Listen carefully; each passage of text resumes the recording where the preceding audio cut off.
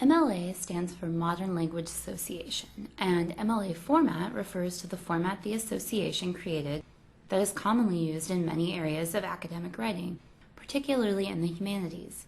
In this video, we'll go over the defining aspects of MLA formatting and citation style, though it's important to note that updates are made to the style from time to time, so you should consult an updated style guide to make sure you're up to date before you begin your paper.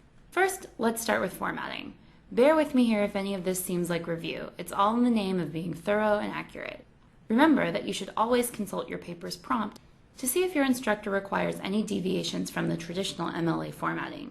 Since she's the one giving you the grade, it's important to follow her instructions above any others when it comes to your paper. A properly formatted MLA style paper will be constructed as follows.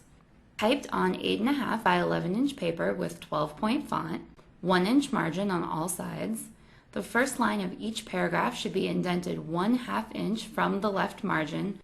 The tab key instead of the spacebar to ensure a perfect indentation. The body text of the paper should be double spaced, and there should only be one space after periods or other punctuation marks. Number all of your pages in the upper right-hand corner. Your page number should be 1/2 inch from the top of the paper and in line with your right margin. There's some specific formatting requirements with regards to the first page of your paper that I want to cover before we move on to the rules of MLA citation. Typically, in MLA formatting, there is no title page, though of course, if your instructor requests one, please be sure to follow her instructions. Let's take a look at this sample.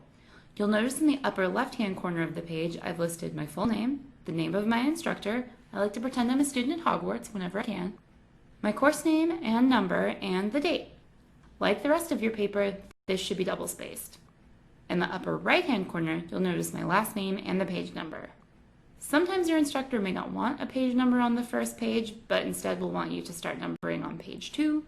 Sometimes she may want you to omit your last name in the page number. If you're unsure, you should ask. The title of your page should be centered and not use any special formatting, no italics, bolds, all caps, etc. MLA is typically light on that kind of formatting unless you're referring to a specific publication, in which case you should italicize the publication name. The next defining characteristic of MLA style we're going to cover is in-text citations.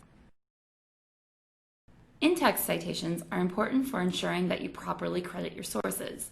Your instructor needs to be able to identify which parts of your paper are your own versus the work of others.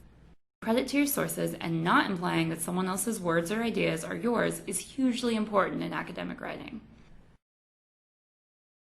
The pieces of information you'll need to know when creating an in-text citation for your paper are the name of the author or authors of the work you're citing and the page number on which the information you're using can be found.